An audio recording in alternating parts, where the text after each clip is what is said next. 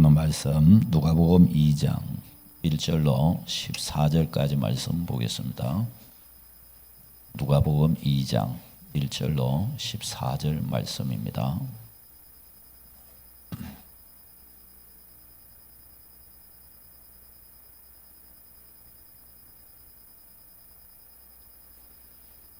교도하시겠습니다. 그때에 가이사 아구스도가 영을 내려 천하로 다 호적하라 하였으니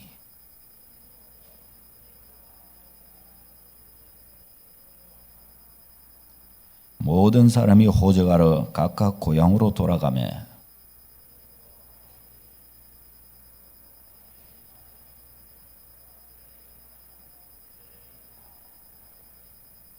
그 약혼한 마리아와 함께 호적하러 올라가니 마리아가 이미 잉태하였더라. 첫 아들을 낳아 강보에 싸서 구유에 뉘었으니 이는 여관에 있을 곳이 없음이러라.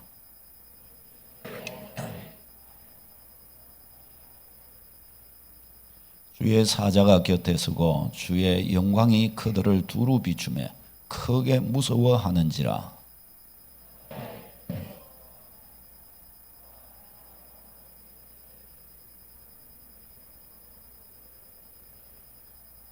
오늘 다윗의 동네에 너희를 위하여 구주가 나셨으니 곧 그리스도 주시니라.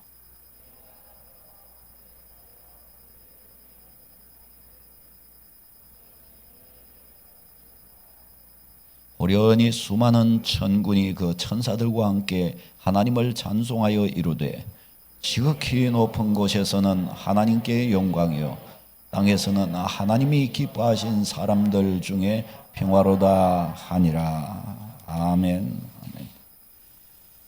예수 그리스도의 축복이라는 제목으로 오늘 성탄 말씀을 이렇게 전하도록 하겠습니다.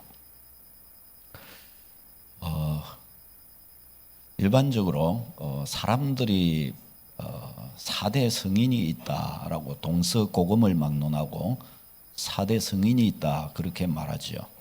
스가모니, 공자, 마호멧 그리고 예수 그리스도.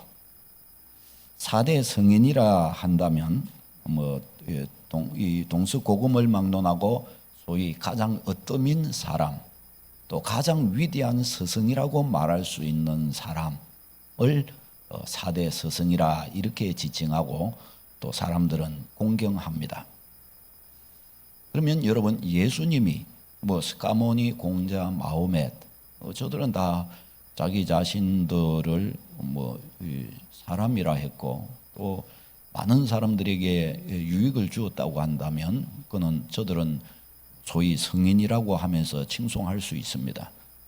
그러면 예수님은 어떨까요? 예수님은 수많은 사람들에게 이로움을 주고 또 사람들에게 진리를 깨닫게 하고 그랬으니 예수님도 칭송받을 만한 그런 스승이 되실까요? 예수님도 그렇게 칭송받을 만한 위대한 그런 선생님이 되실 수 있으실까요?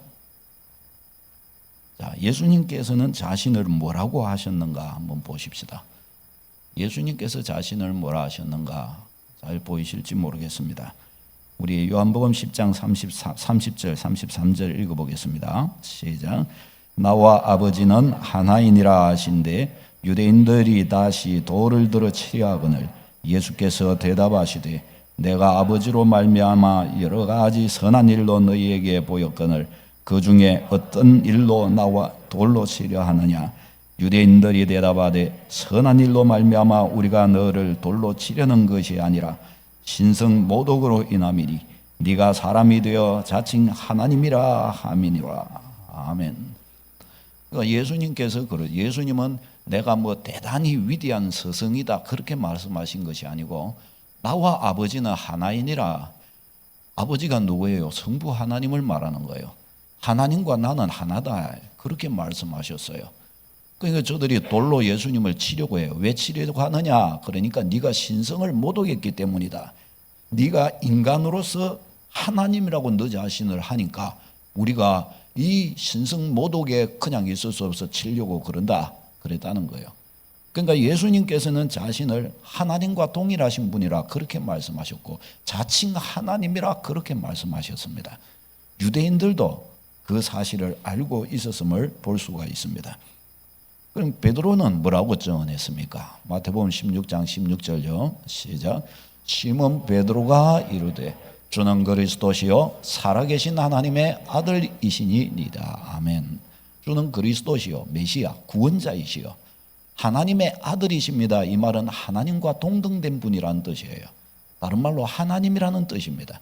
앞에서 본 구절에서도 예수님이 하나님의 이 아들이라고 예수님이 말하신 것이 자기를 하나님이라고 말하는 것으로 저들은 받아들입니다. 받아들였어요. 우리가 그러면 여기서 한번 생각해 보십시다.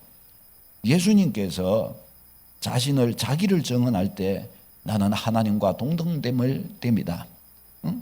아버지와 나는 하나이니라 그렇게 말씀하셨고 베드로도 예수님은 그리스도라 하나님이십니다라고 그렇게 말했어요. 다른 제자들도 예수님을 구원자요 하나님이로 믿었고 예수님의 제자들 오고는 교회들도 그와 같이 믿었어요. 그렇다면 예수님은 위대한 스승입니까? 아니면 하나님이요 구원자이십니까? 예수님은 어느 모를 보아도 위대한 스승이 되실 수 있는 분이 아닙니다. 위대하시죠. 위대하시죠. 그러나 사람들이 예수님을 보고 당신은 위대한 스승이십니다. 성인이다. 4대 성인 중에 한 명이다. 이렇게 이야기하는 것이지 예수님도 제자들도 당대에 예수님을 아는 모든 사람들도 예수님을 그와 같이 칭하지 않았단 말이죠. 그와 같이 보지 않았다는 것입니다.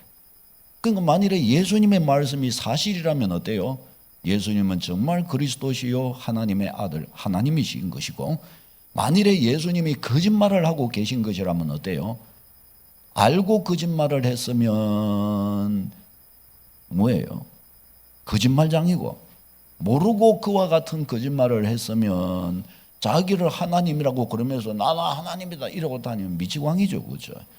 그러니까 예수님이 거짓말장이라면 거짓말을 했다면 이 거짓말장이거나 미치광이거나 둘 중에 하나요. 예수님이 참말을 하셨다고 한다면 그 말씀 그대로 그리스도요 하나님이신 것이 분명합니다.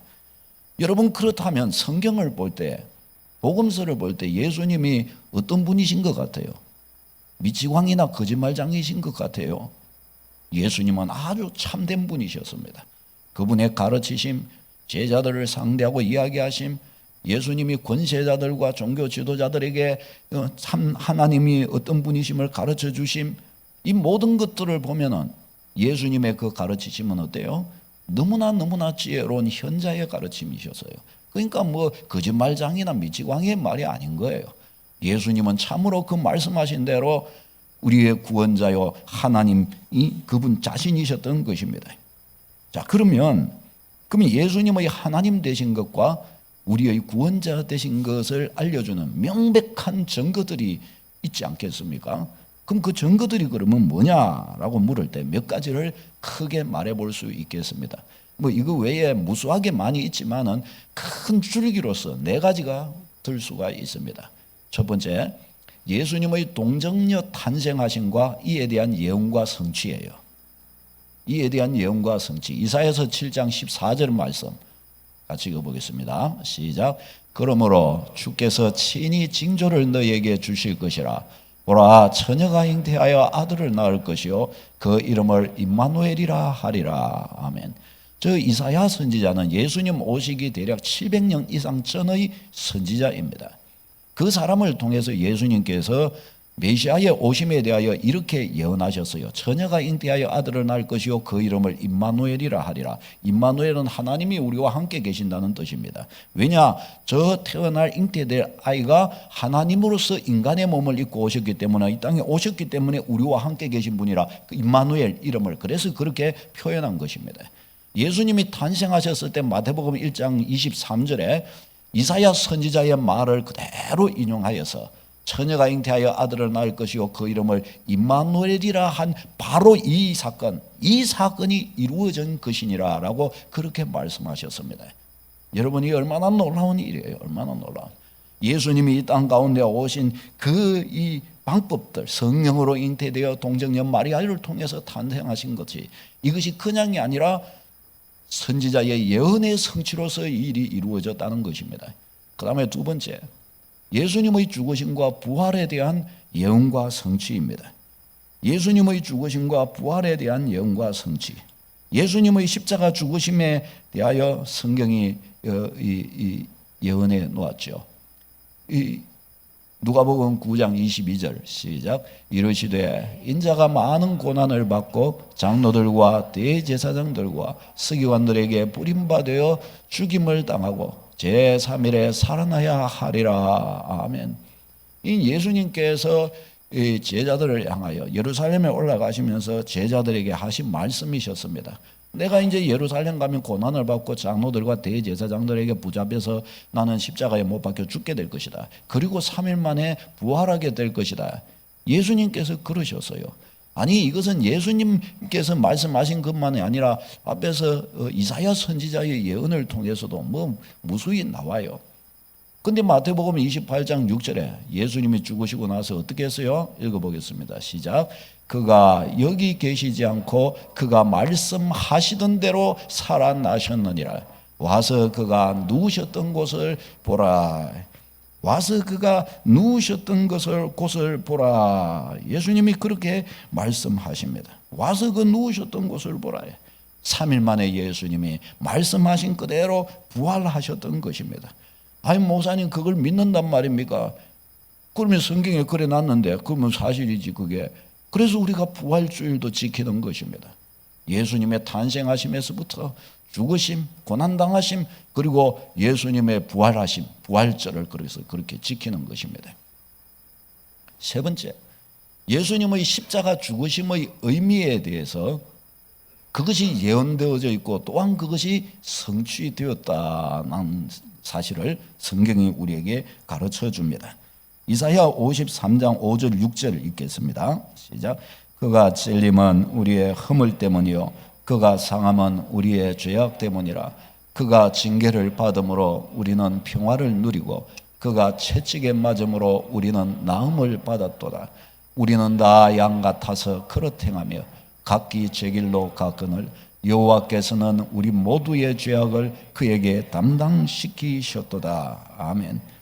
이 말씀이 의미하는 게 뭡니까? 그가 찔림은 우리의 허물, 그가 상함은 우리의 죄악 때문이라. 다른 말로 예수님의 고난 당하신 것은, 예수님의 그 고난은 예수님 자신의 죄악으로 인하여 형벌을 받은 것이 아니고 우리를 대신해서 받는 것이라는 거예요. 이게 예수님이 오시기 700년 전에 이사야 선지자를 통해서 장차 오실 메시아의 그 행하실, 그 당하실 그 고난을 두고 그 의미를 예언하신 것이 바로 저거예요.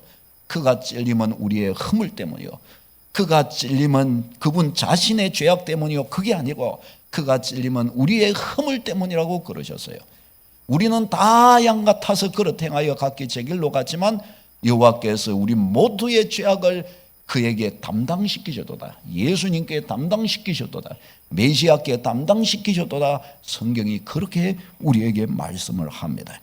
그래서 이 말씀이 성취되고 나서 로마서에는 그것을 분명하게 가르쳐줘요. 시작. 모든 사람이 죄를 범하였음에 하나님의 영광에 이르지 못하더니 그리스도 예수 안에 있는 속량으로 말미암아 하나님의 은혜로 값없이 의롭다 하심을 얻은 자 되었느니라. 아멘. 저기서 속량이라는 것이 너무나 참 감사하죠. 속량이라는 것은 소위 말하면 노예를, 남의 집에 잡혀간 노예를 값을 주고 그를 사서 해방시켜 주는 것을 속량이라고 그럽니다. 그래서 그에게 그를 해방시키기 위하여 주는 싹스를 뭐라고 그러냐? 속전이라고 그럽니다. 그런데 성경은 예수님께서 십자가 지고 십자가에서 죽으시는 그것을 속전이라고 말하고 그렇게 함으로 해서 우리가 죄에서 해방된 것을 속량받았다라고 성경은 그렇게 우리에게 가르쳐 주신다는 겁니다. 예수님이 속전으로 주어지고 우리가 속량받은 것, 자유함을 얻은 것이에요. 여러분, 이건 너무너무 이건 놀라운 사건이 아닐 수 없어요. 저는 성경을 보면서, 성경의 신학을 보면서 이 지금 예수님께서 십자가에 못 박혀 죽으신 것이 어찌 우리의 죄값이 될 수가 있느냐라고 했을 때 이것이 구약 성경의 주구장창 구약 성경을 유지시켜 온 제도가 하나 있는데 그게 제사제도예요. 구약 제사제도. 제사제도라는 것이 이스라엘 백성들이 하나님께 범죄하여 언약을 어겼을 때 언약 백성에서 탈락한단 말이죠. 언약 백성에서 탈락할 때 다시 언약 백성으로 올 수 있는 기회, 방법을 하나님께서 주셨는데 그게 제사제도예요. 짐승을 잡아가지고 와가지고 끌고 와가지고 제사장 앞으로 가지고 가서 자기 죄를 그에게 안수함으로 자기 죄를 그 짐승에게로 전가시키는 거예요. 의미가 전가시키고 자기 자신이 그 짐승을 죽여서 각을 떠는 겁니다. 죽여서 각을 떠는 것은 내 죄로 이 짐승이 죽는 겁니다 하는 눈물을 가지고 그 짐승을 자기가 목을 따고 각을 떠는 겁니다. 그렇게 해가지고 제사장에게 주면 제사장은 그 이 번제단에서 그것을 불살라 하나님께로 올려드리는 거예요. 그러면 그 짐승의 생명을 나의 죄값으로 하나님이 대신 받아주시는 거예요. 이게 제사제도예요. 그래서 그 사람은 언약을 범하였을지라도 제사제도를 통해 제사를 통해서 다시 하나님의 언약 백성으로 돌아갈 수가 있었습니다. 이 제사제도가 바로 신약의 그림자라는 거예요. 그림자. 뭐의 그림자냐? 인류를 죄악 가운데서 죄에서부터 완전 구원하시는 메시아의 이 땅 가운데 오셔서 메시아가 우리의 죄값을 담당하시는 것을 예표적으로 보여주신 바로 그 교훈이란 말이죠. 여러분, 이 얼마나 놀라운 거예요. 얼마나 놀라워요. 바로 이 성경은 그래서 이 구약의 제사제도가 예수님의 저 십자가에서 성취되었다라고 이렇게 우리에게 말씀합니다. 아니, 누가 내 죄값을 대신해서 죽어줄 수 있고 그가 내 죄값을 대신해서 죽은 거로 내가 죄가 사함 받는다고 이게 장난도 아니고 그런 일이 어디에 있냐? 그러나 성경은 수천 년을 통해서 이 사실을 백성들에게 하나님께서는 교훈해 주셨고 그런 방식으로 이스라엘 백성은 살아왔던 거예요. 그것은 저들의 체질화된 거예요. 내 죄값을 대신해 주는 분이 있다. 내 죄값을 대신하여 죽어주신 분이 있다. 그분에게로 나아가면 그분에게로 가서 그분을 나의 주인으로 모시면 그분 안에서 내 죄가 다 사함받는다. 이게 제사 제도를 통하여 가르쳐 주신 교훈이십니다. 이게 예수 안에서 성취되었으면 명확하게 가르쳐 주셔요. 저 이사야 선지자를 통해서 그가 찔림은 우리의 허물 때문이요. 너무나 명확하잖아요. 너무나 명확하잖아요. 로마서 3장에서 그것을 두고서 예수 안에 있는 속량으로 말미암아 하나님의 은혜로 값없이 의롭다 하심을, 죄 없다 하심을 얻었느니라 그러잖아요. 왜 하나님의 은혜로 값없이라고 말하는 겁니까? 하나님 편에서는 값을 치른 거예요. 예수님이 대가를 치르셨잖아요. 그러나 우리 편에서는 어떻게 해요? 우리는 공짜로 받은 거예요. 그저 믿었을 뿐인데 그냥 믿었는데 아이고 예수님 했는데 그냥 너도 내가 죄를 사하노라 이렇게 돼버린 거예요. 하나님 편에서는 죄값을 받으셨지만 죄인이 우리 편에서는 완전 공짜인 거예요. 완전 공짜. 그래서 은혜로라는 거예요. 은혜로. 예수님이 우리 인간을 구원하시되 이렇게 건져주시기 위하여 이 땅 가운데 오신 거예요. 얼마나 좋아요. 얼마나 좋아요. 이 일이 예수 안에서 성취되었음을 명확하게 우리에게 보여주십니다. 네 번째, 성령에 대한 영과 성취입니다. 예수님이 성천하시기 전에 성천하시기 전에 제자들에게 그러셨어요. 요한복음 16장 7절 약속하신 거예요. 시작.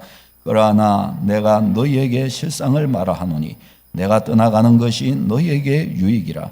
내가 떠나가지 아니하면 보혜사가 너희에게로 오시지 아니할 것이요 내가 가면 그를 너희에게로 보내리니. 아멘.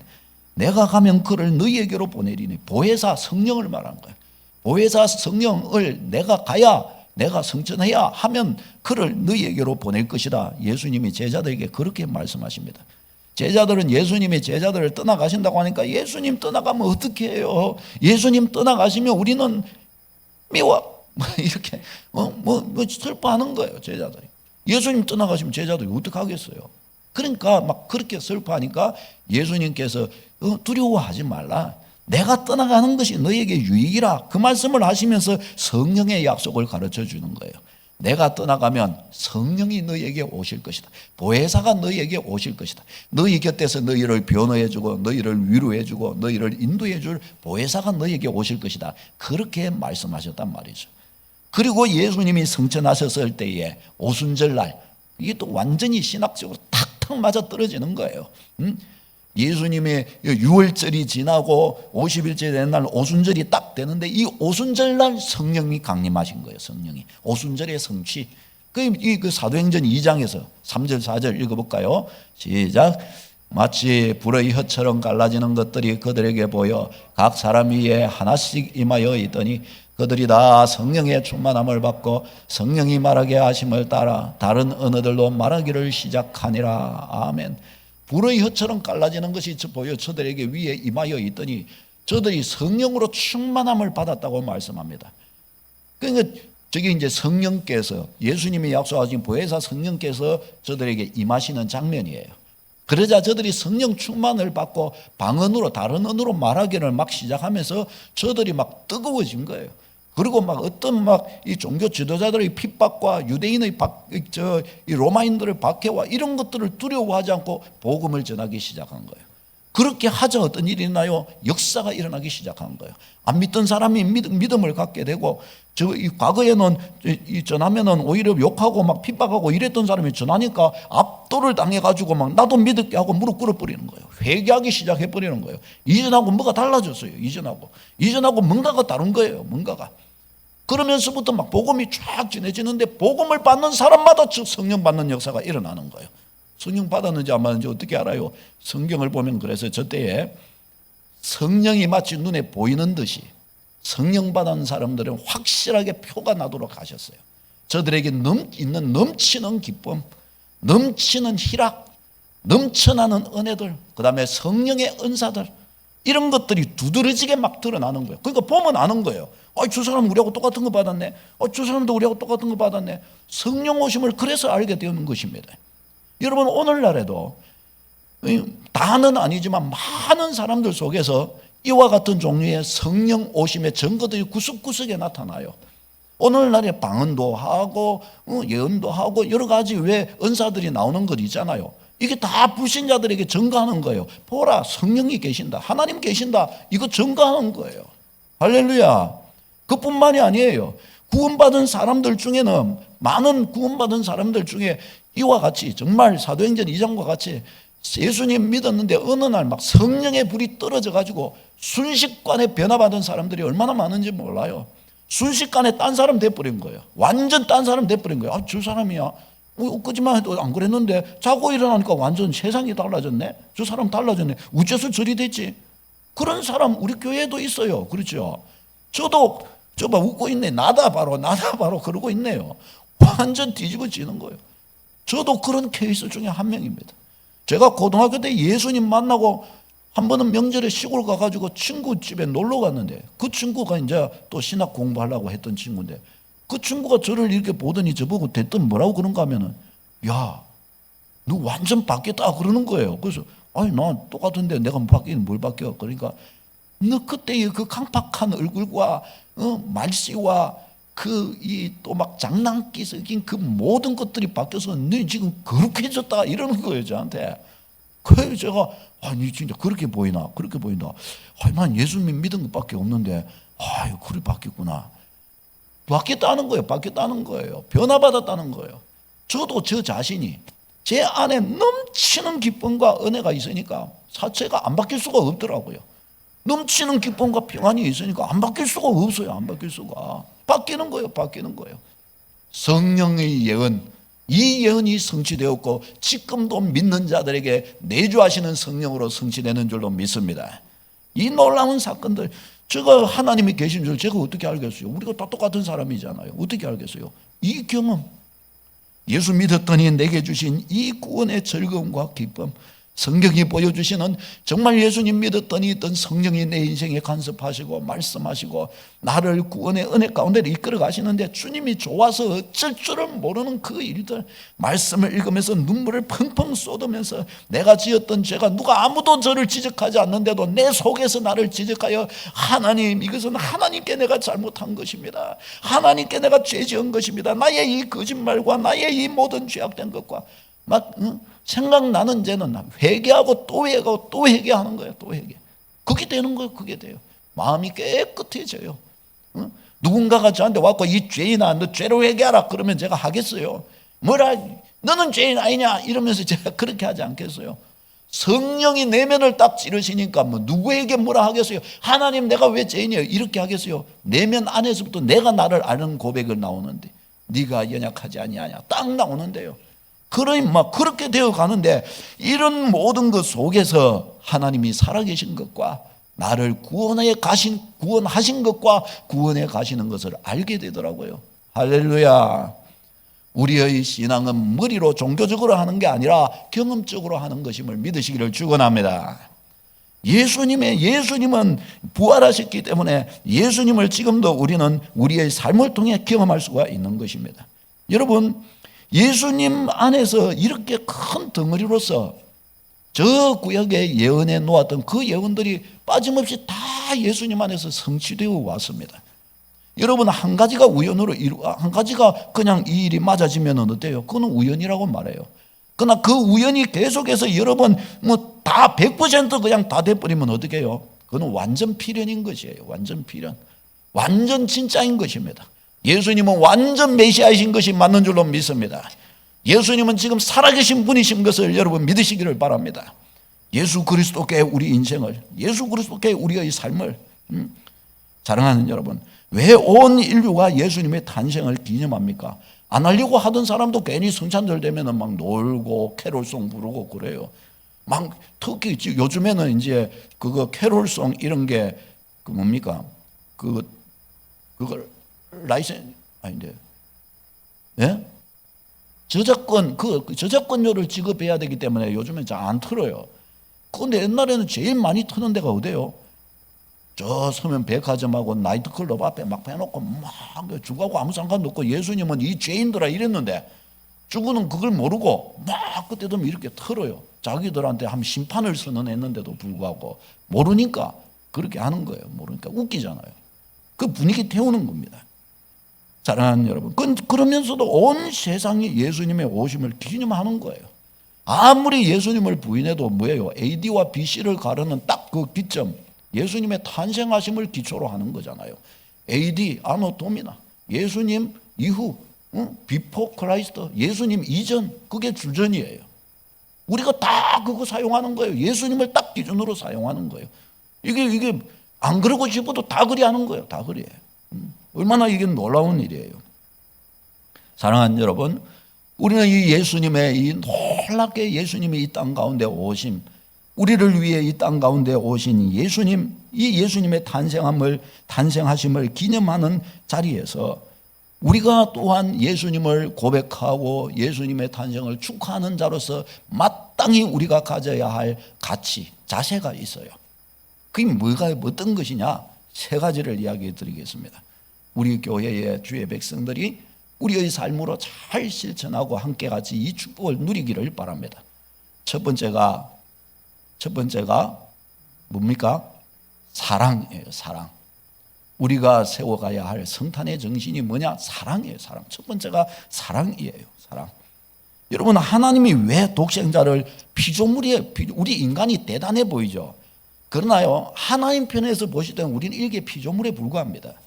우리가 지렁이를 보면 어떻겠어요? 지렁이 예뻐요? 징그러워요? 징그러워서 지렁이에요. 그렇죠. 징그러워요. 그러나 하나님 편에서는 사실 우리 인간은 피조물이라고 볼 때 한다는 것은 우리 인간이 볼 때 지렁이는 똑같은 피조물을 보는 거잖아요. 그래도 징그러운데 한 창조주가 피조물을 볼 때는 얼마나 이게 낮은 자리이겠어요. 낮은 자리. 사람이 지렁이가 되는 것하고도 비교가 안 될 만큼 낮아지시는 거예요. 그 자리로 내려와 주셨어요. 예수님께서. 아니, 왜 쓸데없이 하나님이 왜 우리 인간의 자리로 내려오실 필요가 뭐 있어요? 아니, 하나님이 또 독생자를 왜 십자가에 내주실 필요가 있으실까요? 하나님이 부족한 게 아무것도 없으신 하나님이 왜 독생자를 십자가에 넘겨서 죽음에 넘겨주신단 말입니까? 성경은 그 이유를 딱 한 가지로 말하시는 거예요. 뭐냐? 너희를 사랑하기 때문이다. 너희를 사랑하기 때문에 그랬다는 거예요. 아니, 사랑한다고 그래요? 그렇다. 얼마나 사랑하기 때문에 그렇단 말입니까? 독생자를 줄 만큼 너희를 사랑한다. 주님이 그렇게 말씀하십니다. 우리가 지옥에 떨어지는 것이 너무 마음 아프셔서 독생자로 우리를 구원해 주신 것입니다. 우리의 모든 죄를 독생자에게로 다 전가시키시고 독생자의 생명은 우리에게로 또 다 증가시키신 거예요. 독생자는 우리의 죄값을 지고 죽고 독생자의 생명은 우리에게로 증가되어서 우리는 생명 안에서 왕노릇하게 된 것입니다. 이 일이 어떻게 해서 이루어졌느냐? 이런 일이 어떻게 이루어졌느냐?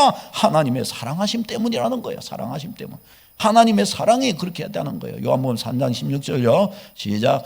하나님이 세상을 이처럼 사랑하사 독생자를 주셨으니 이는 그를 믿는 자마다 멸망하지 않고 영생을 얻게 하려 하심이라. 아멘. 보세요. 세상을 이처럼 사랑하사 독생자를 주셨으니 다른 어떤 것이 이유가 되지 않는다는 거예요. 사랑 때문이라는 거예요. 사랑 때문. 하나님의 사랑이 이 일을 하셨다는 거예요. 하나님의 사랑이, 우리를 향하신 사랑이, 사랑 때문에 죄인의 몸을 입으시고 사랑 때문에 자기 생명까지 이렇게 주셨던 것입니다. 사랑하는 여러분, 이 사랑이 우리에게 주어졌어요. 이 사랑의 주님 오신 이날을 우리가 기념하고 엎드립니다. 그러니 우리 또한 어떻게 해요? 우리도 열심히 사랑해야 할 줄로 믿습니다. 열심히 우리도 사랑하는 사람이 되어야 하겠습니다.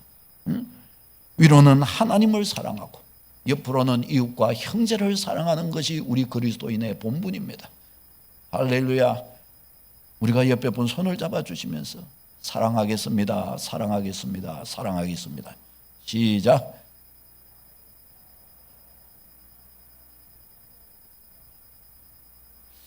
여기서 이렇게 내가 살짝 이렇게 보니까 우리 연희가 아빠 쪽을 이리 보면서는 사랑하겠습니다. 이쪽을 보면 조금 더 눈이 반짝이는 것 같은데 그러면 안 되지. 아빠한테 더 어떤 아내와 남편분이 앉으신 분들은 살짝 보니까 사랑 일을 하려고 하다가 화살을 팍 아예 그걸 아예 받지를 않은 것도 있으시고 그러면 안 되죠. 그렇죠? 사랑이에요. 사랑. 열심히 서로 내가 그리스도의 백성이라면 목숨 걸고 우리가 사랑하기 위해 애를 써야 하는 것입니다. 형제의 허물이 보이면 사랑하는 사람은 어떻게 해야 되는 거예요? 형제의 허물이 보여요. 어떻게 해야 돼요? 목사님 저 코에 코딱지가 이렇게 흘러갖고 이렇게 뒤로 이렇게 하는데 이걸 보면 아이 우리 목사님 씻지도 않는가 봐. 이렇게 코딱지 저래가지고 이 밤맛 때리지. 그러면 됩니까? 안 됩니까? 돼요? 안 돼요? 우리 성도님들 사랑에 대해 아직 잘 모르시는 것 같은데 그렇게 하면 그건 못된 거죠. 그건 사랑하는 게 아니죠. 그렇죠? 사랑은 뭐예요? 허물을 덮어주는 거예요. 다시 해봅시다. 사랑은 허물을 덮어주는 것이다. 예. 이웃의 허물이 보이면 그 허물을 덮어주는 거예요. 여러분 사람이요 누군가 앞에 섰을 때 되게 불안해하고 힘들어하고 이럴 때 왜 그럴까요? 막 긴장하고 불안해하고 왜 그러냐? 그가 나를 잘 안 받아주니까 그러는 거예요. 그 앞에 혹시나 자기도 모르게 흠이라도 잡힐까 봐 혹시나 저 사람이 저래가지고 나한테 책망 뭐라 하지는 않을까? 제일 편한 사람이 누구예요? 나를 그냥 무조건 다 받아주는 사람이 제일 편한 사람이에요. 뭐 내가 코딱지가 있든지 머리를 부시시하고 뭐 어디 왔든지 서리발을 질질 꺾고 어떻게 하고 있든지 아이고 예뻐 아이고 좋아 아이고 그래 아유 내가 이렇게 못났고 그런데도 그래요. 그럼 네가 제일 예쁘지. 아주 그냥 나를 있는 그대로 그냥 받아주는 사람이 제일 마음 편한 사람이에요. 그렇잖아요 여러분. 우리는 있는 그대로 다 받아주는 축복이 있기를 바랍니다. 있는 그대로를 받아줘야 돼요. 여러분 부부싸움도 왜 일어납니까? 있는 그대로를 받아주지 않고 내가 보고 싶은 대로 보려고 하니까 내 말을 안 들으니까 열받아서 싸우는 겁니다. 있는 그대로를 받아주면 되는데 있는 그대로를 안 받아주는 거예요. 있는 그대로 자꾸 내 생각대로 바꾸려고 그러는 거예요. 내 생각대로 자꾸 바꾸려고 그러는데 주님도 그걸 못 바꿨어요. 주님도 하나님도 그걸 못 바꾸시는 걸 내가 바꾸려고 그러니까 이제 인류 4차 대전 3차 대전이 일어나고 마는 거죠. 3차 대전이. 우리는 바꾸려고 그러면 안 돼요. 바꾸지 말고 뭐 어떻게 해야 돼요? 열심히 사랑해야 하는 줄로 믿습니다. 주님 바꾸는 거는 주님이 바꾸시는 겁니다. 우리는 사랑해야 되는 존재인 거예요. 사랑해야 되는 존재. 열심히 우리는 사랑해야 됩니다. 여러분 과거에 한 영화가 있었잖아요. 아들이 부모님이 부자인데 부모님에게 돈 좀 이렇게 줘서 사업 좀 해보겠다고 그러니까 부모님이 딱 보니까 애가 도저히 그거 다 까먹을 것 같아요. 그래서 못 주셔요. 안 주셔요. 그러니까 이 아들이 확신을 품는데 저 부모님 어차피 돌아가시면 저거 유산 내 건데 이렇게 부모님이 애를 쓰고 안 주시려고 그러니 할 수 없다. 억지라도 내가 받아내야 되지 않겠나. 칼 들고 가고 부모님을 다 죽여버리고 자기가 유산을 빨리 받으려고 그렇게 해버린 거예요. 근데 이 어머니가 아들이 칼로 찌르고 이렇게 갔는데 이 아들이 칼로 찌르가지고 손톱끝이 이렇게 이게 떨어졌어요. 그게 떨어진 걸 어머니가 돌아가시면서 그걸 본 거예요. 이거 들키면은 내 아들 잡힐 거 아니냐. 유전자 검사했고 잡히지 않겠어요. 그러니까 어머니가 그걸 갖다 묵은 거예요. 돌아가시면서 자기 목에 넣은 거예요. 그리고 그게 이 부검의가 와가지고 부검을 했는데 목에 뭐가 걸린 걸 이렇게 있어서 보니까 그게 이 살인자의 이게 찌르다가 그니까 손톱 이게 끄트머리 그거 떨어진 거 그거였던 거예요. 자기 아들이 그러니까 그거 감춰주려고 엄마가. 이게 사랑. 이보다 큰 사랑이 어디 있어요? 이보다 더 큰 사랑이. 돌아가면서까지 나를 찌른 그 아들에게 그걸 감추어 주려고 엄마는 그 흠을 감추어 주려고 그러시는 거예요. 우리는 엄마처럼까지는 다 못해도 우리가 서로 흠을 감춰주고 우리가 서로 아껴주고 사랑하고 내 형제에게 좋은 것을 드립해주는 그런 축복이 있어야 할 줄로 믿습니다. 예수님은 자기 생명으로 제일 좋은 것을 우리에게 주시려고 그러셨어요. 사랑하는 여러분, 우리가 사람을 볼 때 어떤 사람을 내가 미운 어떤 사람을 볼 때 예를 들어 그거 볼 때 그 사람이 나의 가족이라고 한번 생각해 보세요. 여기가 여기 이렇게 딱 있는데 뭐 예쁘지만은 어떻게 이렇게 볼 때 아이 제가 참 버리장머리 없고 버릇없게 참 저렇네. 그래서 에이 누구 자식이고 아이고 목사님 자식이네. 그럼 왜 저래? 뭐 예를 들어 그럴 수 있죠. 근데 그걸 갖다가 다른 사람 자식이 아니라 내 자식이라고 예를 들어 생각해 봐요. 내 손주라고 한번 생각해 봐요. 그럼 어떻게 해요? 그러면 와갖고 내 수염을 잡아 당겨도 예쁜 거예요. 수염을 잡아 당겨도. 안 그래요? 눈에 넣어도 안 아픈 거예요. 누군가가 이 어르신이 이렇게 길을 이렇게 가다가 막 해갖고 막 어쩌고 저쩌고 뭐쩌고 저쩌고 하고 이러다가 아이고 뭐 다리도 아프고 막 이래갖고 힘들어하고 계셔요. 그런데 이렇게 볼 때 어떻게 해요? 그분이 나의 어머니라고 생각해 봐요. 그러면 어떻게 해요? 그러면 가가지고 업어드리든지 어떻게 하든지 그거라도 해야 되는 거 아니에요? 그런 마음이 되지 않겠어요? 그런 거예요. 누군가에게 좋은 것이 이렇게 주어질 때, 내 형제에게 누군가에게 이렇게 좋은 것이 이렇게 있으면은 괜히 어떻게 생각해 보면 괜히 이 배가 아프고 괜히 그럴 수 있어요, 사람이. 안 그래요? 배 아파 본 적 없으세요? 저는 많은데. 그런데 그분이 나의 형제라고 진짜 형제라고 생각해 봐요. 내 형제가 잘 되면 내가 좋은 거지. 그렇잖아요. 우리는 그런 마음으로 믿음의 가족, 믿음 안에서 가족. 이게 하나님 교회 공동체잖아요. 그저 내 형제의 허물이 보면 아이고 우리 형님의 허물이 보이네. 아이고 우리 동생이 아이고 우리 손주의 허물이 보이네. 내가 가서 감춰줘야지. 내가 저거 손톱 먹어줘야지. 이게 교회 공동체. 예수 그리스도를 믿는 사람 공동체인 줄로 믿습니다. 사랑이에요, 사랑. 사랑 때문에 사랑 문제예요, 사랑 문제. 이런저런 막 얽히고 섞이고 뭐 이게 때문에 저것 때문에 막 하고 이야기 나누고 다 사랑 문제예요, 사랑 문제. 사랑 안에서 다 끝나는 문제인 거예요, 사랑 안에서. 사랑하면 되는 것입니다. 우리는 열심히 사랑해야 돼요. 두 번째가 뭔가 하면 화평입니다, 화평. 여러분, 예수님이 십자가는 화평의 십자가입니다. 예수님이 십자가는 누구와 화평하셨어요? 죄인과 하나님 사이를 화평케 하는 게 예수님의 십자가예요. 죄는 예수님이 다 담당하시고 하나님과의 인간은 그래서 이 화평하지 못하게 되는 죄 문제가 해결되니까 화평이 이루어지는 거예요. 하나님과 인간 사이에. 그 예수님은 화평의 종으로 오신 거예요. 하나님과 원수된 우리 인간이 하나님과 예수님의 십자가 때문에 화평이 이루어진 것입니다.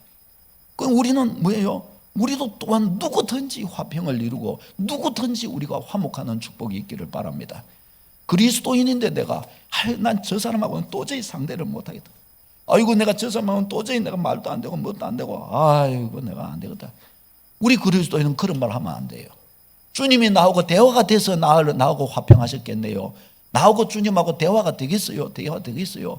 그러나 주님이 나 같은 자도 대화해 주시겠다고 와서 만나주고 친히 성령이 내 안에 들어와 주신 거예요. 할렐루야. 그러니까 대화 안 될 사람이 우리가 없는 거예요. 죄인끼리 대화하는데 왜 대화가 안 되는 거예요? 그저 말하면 그저 오냐고 그저 그래 고개만 끄덕끄덕하면 다 들어주는 걸로 생각하는 거예요. 다 이해한 걸로 생각하는 거. 그저 고개만 끄덕끄덕하면 되는 거예요. 몰라도 아이고 그러냐고 욕을 해도 아이고 맞다고 아이고 그렇다고 그러놓고 가는 거예요. 그러놓고 형제가 그저 아이고 잘 이야기를 잘 듣네 그러겠죠. 화평의 종이 되는 거예요. 화평의 종. 1차 세계대전 당시 1914년 12월에 영국군과 독일군이 대치하여 싸웠어요. 영국도 기독교 국가, 독일도 당대 기독교 국가였어요. 다 기독교인 국가예요. 그런데 독일이 전쟁을 일으키니까 전쟁을 할 수밖에 없죠. 전쟁을 하여 이렇게 하는데 양쪽이 이렇게 진지를 구축하고 대치를 한 상황에서 이 시간이 지나는데 12월 24일 크리스마스 이브가 되었어요. 그 이브 저녁쯤 되었을 때에 저 독일 진영에서 성탄 캐롤 찬양이 나온 거예요. 고요한 밤 거룩한 밤 어둠에 묻힌 밤. 저들이 찬양을 이렇게 조용히 고요한 가운데 이렇게 찬양을 부르니까 그걸 다 부르고 나니까 이 영국 진영에서도 크리스찬들 다 알잖아요. 그러니까 저들이 박수를 막 보내면서 앵콜 그랬대요. 그러니까 저쪽에서 또 찬양을 불렀대요. 그리고 있더니 독일 진영에서 장교가 나와가지고 잠깐 총을 쏘지 마시오. 우리 잃을 게 아니라 그쪽에도 장교 한 명 오시오. 우리가 쏘지 않을 테니까. 그래갖고 우리 협상합시다. 그래가지고 만나갖고 협상을 해가지고 거기에서 우리 성탄절 성탄절만이라도 싸우지 말고 주님이 화평의 종으로 오셨는데 우리가 그러니까 아무리 나라가 싸워야 된다고 그럴 수밖에 없는 일이 있다 해도 이날만큼은 싸우지 말자고 이래가지고 서로 합의를 해갖고 안 싸웠대요. 이게 퍼져가갖고 몇백 킬로 전선이 구축되어 있는데 거기가 다 그랬대요. 어떤 이 분들은 그 해가 다 가기까지 얼마 남지 않았지만 다 가기까지 화평하고 안 싸우고 아예 총 내려버리고 아예 안 싸운 데도 있대요. 그래서 그날부터 시작해가지고 그렇게 했다는 거예요. 그렇게 성탄은 화평의 날인 줄로 믿습니다. 예수 그리스도는 화평의 종으로 이 땅 가운데 오셨어요. 모든 사람과 우리가 화평을 이루도록 해야 합니다. 싸운 분이 있습니까? 다툰 분이 있습니까? 미워하는 분이 있습니까? 모든 것을 뒤로 해놓고 화평하는 축복이 있기를 바랍니다. 화평의 종이 다 되시기를 축원합니다. 집에 원수가 있지요. 집에 원수를 사랑하는 축복이 있기를 바랍니다. 오늘부터는 집에 원수가 아니라 나의 가장 사랑하는 내가 섬길 바로 그로 인식이 되시기를 바랍니다. 여러분 내가 사랑하는 다 화평. 형제 가운데 화평하지 못하는 분이 있습니까? 가족 가운데 있습니까? 화평하시기를 바랍니다. 주님이 칭찬하시고 하늘에서 보화가 떨어지게 될 줄로 믿습니다. 세 번째는 기쁨이에요. 기쁨. 예수 그리스도가 이 땅에 오신 것은 기쁨의 좋은 소식인 거예요. 기쁨의 소식. 누가복음 2장 10절요. 시작. 천사가 이르되 두려워하지 말라. 보라 내가 온 백성에게 미칠 큰 기쁨의 좋은 소식을 너희에게 전하노라. 아멘. 예수님이 탄생하셨을 때 천사가 목자들에게 가가지고 이 소식을 알려드는데 저 말을 한 거예요. 두려워하지 말라. 온 세상 백성들에게 미치는 기쁨의 소식이 전해진다. 기쁨의 소식. 오늘 난 너희 위하여 구주가 나셨느니라. 기쁨의 좋은 소식이니라. 기쁨의 소식인 거예요. 기쁨의 소식. 뭐예요? 기뻐하라는 거예요. 기뻐하는 거예요. 예수님 안에서 기뻐하는 거예요. 예수님을 믿는 사람은 기쁨의 사람이 되는 것입니다. 기쁨의 사람. 예수님은 우리를 구원을 위해 오셨어요. 우리 죄를 사하시고 형벌에서 우리를 면제하여 주시고 우리에게 복을 주시고 우리의 행복을 위해서 주님은 모든 일을 해주시는 분이셔요. 요한복음 10장 10절에 읽겠습니다. 시작. 내가 온 것은 양으로 생명을 얻게 하고 더 풍성히 얻게 하려는 것이라. 저주하기 위해 오셨다는 게 아니에요. 오셨다는 말씀 아니에요. 생명을 주기고 더 풍성히 주기 위해 오셨다고 말씀을 합니다. 그러니 어떻게 해요? 예수님은 십자가에서 우리의 행복에 필요한 모든 것을 우리에게 다 주셨다는 사실을 알아야 합니다. 구원자 예수님은 우리에게 기쁨과 행복을 주시기 위해 자기 생명까지 주신 거예요. 뭘 위해서요? 우리의 행복을 위해서 그러신 거예요. 예수 안에 참된 행복이 있는 줄로 믿습니다. 다른 세상의 그 어떤 것에서 진정한 행복을 찾을 수 있는 게 아니에요. 예수 그리스도, 예수님 잘 믿다 보면 정말 그 안에서 넘치는 생수의 강이 흘러 넘쳐요. 넘치는 기쁨과 넘치는 행복이 거기에서 나오는 것을 보게 됩니다. 세상에서 감히 생각할 수 없었던 그 은혜가 나오는 거예요. 예수님께서 우리의 행복을 위하여 무수한 약속을 주셨는데 대표적으로 기도의 약속, 우리 다 아는 빌립보서 4장 6절 7절 시작. 아무것도 염려하지 말고 오직 모든 일에 기도와 간구로 너희 구할 것을 감사함으로 하나님께 아뢰라. 그리하면 모든 지각에 뛰어난 하나님의 평강이 그리스도 예수 안에서 너희 마음과 생각을 지키시리라. 아멘. 얼마나 좋아요. 아무것도 염려하지 말고. 너 염려하지 마. 염려하지 말고 기도해. 내가 너 붙들어 줄게. 내가 너 기쁨 주고 평강 줄게. 주님이 그러신 거예요. 주님이. 왜 그래요? 우리의 행복을 위해서, 우리가 행복하게 살 것을 위해서 그러시는 거예요. 마태복음 7장 11절요. 시작. 너희가 악한 자라도 좋은 것으로 자식에게 줄 알거든 하물며 하늘에 계신 너희 아버지께서 구하는 자에게 좋은 것으로 주시지 않겠느냐. 아멘. 기도는 응답받는 줄로 믿습니다. 악해도 좋은 것을 자식에게 주시네. 하물며 너희 하늘 아버지께서. 얼마나 하나님은 우리가 행복하기를 원하시는지 몰라요. 그러니까 우리 성도가 내가 그리스도인인데 불행하다, 뭔가 문제가 있어요. 뭔가 내가 그리스도인인데 내 인생이 왜 이래, 이렇게 되면 뭔가 문제가 있는 거예요. 생각에서 문제가 있든지, 사는 방향에서 문제가 있든지, 삶의 본질에 있어서 문제가 있든지 그런 거예요. 그때는 목사님 성경 공부 시켜주세요. 그렇게 돼야 될 줄로 믿습니다. 주님은 우리의 행복을 위해서 오셨지. 다른 모든 것, 환경과 상황을 초월하여 예수 안에 있는 기쁨, 행복이라는 것은 환경과 상황을 뛰어넘어 버리는 거예요. 내 본체 자체에서 넘쳐 흐르는 기쁨인 거예요. 기쁨, 행복감인 거예요. 행복감. 주님이 계심으로 뭔 하다가도 막 세상에 일이 쏟아가도 이거 어떻게 할까, 저거 어떻게 할까, 내일 어떻게 살지, 그러다가도 주님만 생각하면 주님, 내 인생에 주님이 계시지. 주님 감사해요. 주님 안에 행복한 거예요. 내 예수님이 계심으로 행복한 거예요. 다시 봅시다. 예수님이 계심으로 나는 행복하다네. 아멘. 예수님이 계심으로 나는 행복하다니. 날 위해 이 땅에 오신 하나님께서 나를 위해 자기 생명을 주시고 너 구하면 내가 응답해 줄게라고 하시니, 내가 세상 끝날까지 너를 떠나지 않겠다고 약속하시니, 이 놀라운 축복 속에서 우리 믿음으로 굳게 서시기를 축원합니다. 성탄의 이 축복이 세상에 흘러들어가게 하십시다. 물론요, 우리의 사랑, 화평의 축복 종으로서 기쁨과 행복의 전달자로서 바로 그런 모습으로 세상 가운데 섬으로 주님의 이름이 늘 높이 전파되는 축복이 있기를 바랍니다. 기도하겠습니다. 우리 말씀 가지고 기도하겠습니다. 주여, 예수님은 살아계십니다. 예수님이 이 땅 가운데 오셨습니다. 우리를 사랑하시는 그 사랑, 하나님과 우리 사이에 화평을 이루신 그 화평, 예수님의 안에서의 그 기뻐함, 행복감, 주여 놓치지 않고 예수 안에 마음껏 이와 같이 서며 예수님 이 땅에 오신 그 이 은혜와 그 축복이 우리의 삶을 떠나지 않고 그렇게 우리의 삶에 경험되고 누려지게 하시고, 이것을 이웃에게, 주변에게 퍼다날라 저들에게도 같은 기쁨, 같은 사랑, 같은 화평이 있게 하옵소서. 우리 다 같이 한번 기도하겠습니다. 주여